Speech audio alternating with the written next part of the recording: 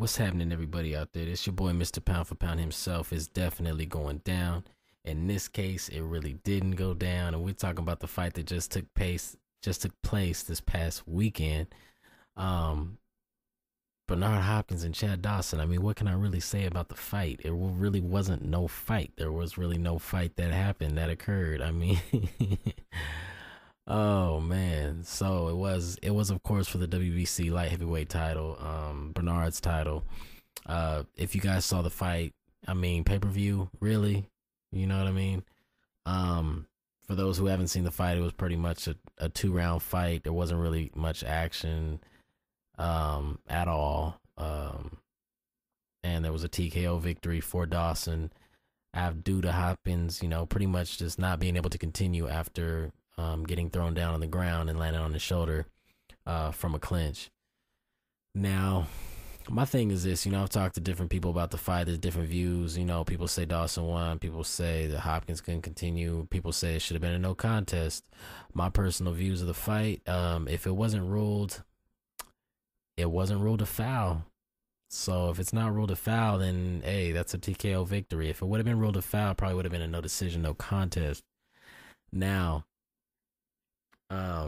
my beef with the whole fight is that honestly, possibly, I'm not going to say I honestly believe, but I do believe that had Hopkins wasn't really squirming around and squirreling around on the ground and making a show of it, I think he might have got a point deduction.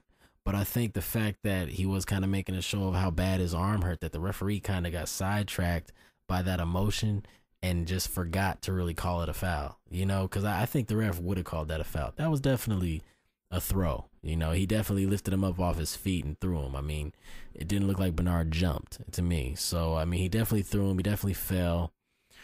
But I mean, validated because Hopkins was, kind of hanging over his back. I probably would have did the same thing. Like, get off me. I'm a fighter. So I probably would have reacted the same way.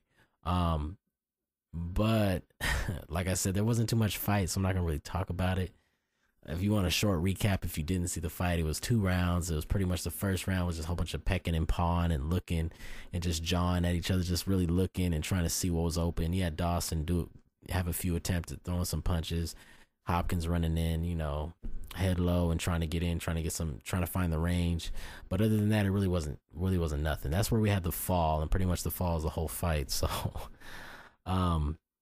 personally, to me, I'm not gonna spend too much on this breakdown here, but I really don't know what to think about this fight because I've seen Bernard thrown down in the past before. He actually got picked up and lifted up from about 3 to 4 feet in the air. I mean, he went up high, and that was against Antoine Eccles. Came down on his shoulder and then finished the fight and won the fight by, I think, knockout. But the difference is that was a young Hopkins. That was a young, prime, strong Hopkins and determined Hopkins. He was still hungry to be proven.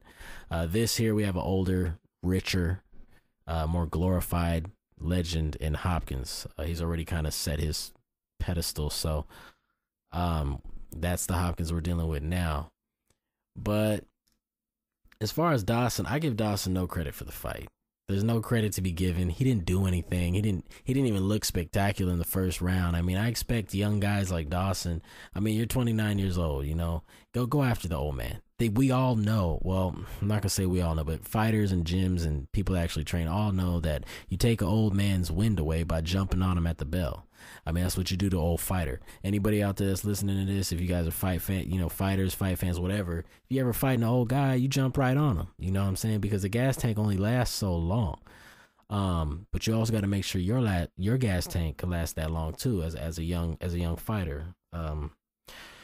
So I thought Chad Dawson's strategy was just ridiculous. I mean, you're going to stay out there, you're going to try to paw Hopkins. I mean, he's a master of trickery. He's a master of, dirty defense. He's a master of winning the fights and getting it done. I mean, you're not going to just stay out there and paw him and look at him. Go in there and bum rush him. You know what I'm saying? Let some hands go. Let some combinations go. Because that's the main thing old people have problems with in combination punching, because reaction time slows down as you get older.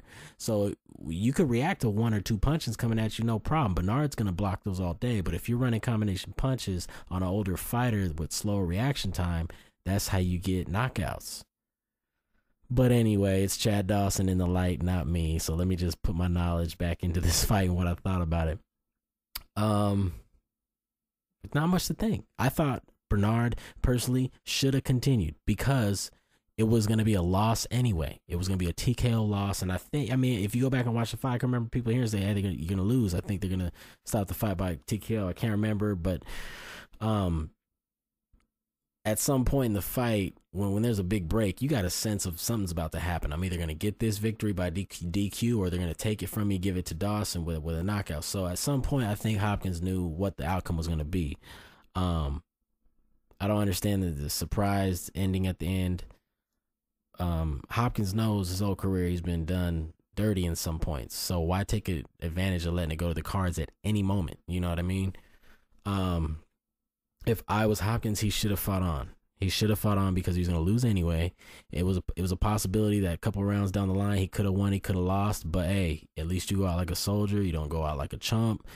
You don't have any reason for people to knock you and say you're a quitter, you're a flop. You fight your heart out, you give your best. It's going to be a lose-lose anyway, and you might have won. Never know. Boxing is the realm of unexpected. He could have won, just like he did against Eccles with one arm, and that was a harder throw. That was a body slam. But we are dealing with the older Hopkins. Do I think he faked the injury? No, I don't think he faked the injury. The man said he's hurt. He's hurt. I mean, he's fought, what, 58, 59, almost 60 fights. I think out of fighting 60 times, I don't think he was scared to fight on because he was afraid Dawson was going to knock him out or something, or he just wasn't feeling it that night. I don't believe that at all. He got hurt. He said he was hurt. You can only do it. The only thing you can do is take the man's word for it, because I've fell before in the past and people been like, get up, you're not hurt. And I really was hurt. But then, other people don't think you're hurt because you just don't look as hurt, or they might know you and know your personality and be like, well, Mr. Pound for Pound's tougher than that, or whatever the case may be. But if I'm telling you I'm hurting, and you, just because you can't see it and you can't feel it, doesn't mean I'm not hurt. So Bernard Hopkins hurt? Yeah, I'll take his word for it. Yeah, he was hurt. Because, and like I said, I'm going to piggyback on the fact that he's fought numerous people. He's fought great fighters, fought legends. He doesn't really look for the ways out. If any type of dirty fighting he does that. He does dirty fighting, but he doesn't do dirty tactics to get a DQ victory. That's never been a Bernard Hopkins. So I don't think he was faking, by no means. I think he got hurt. I think he fell. I think he's just a little older.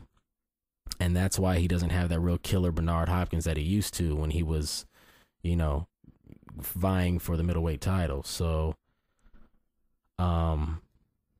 that's pretty much it for me. Go ahead, guys. Go ahead and watch the fight. Check it out on YouTube. Catch it where you can.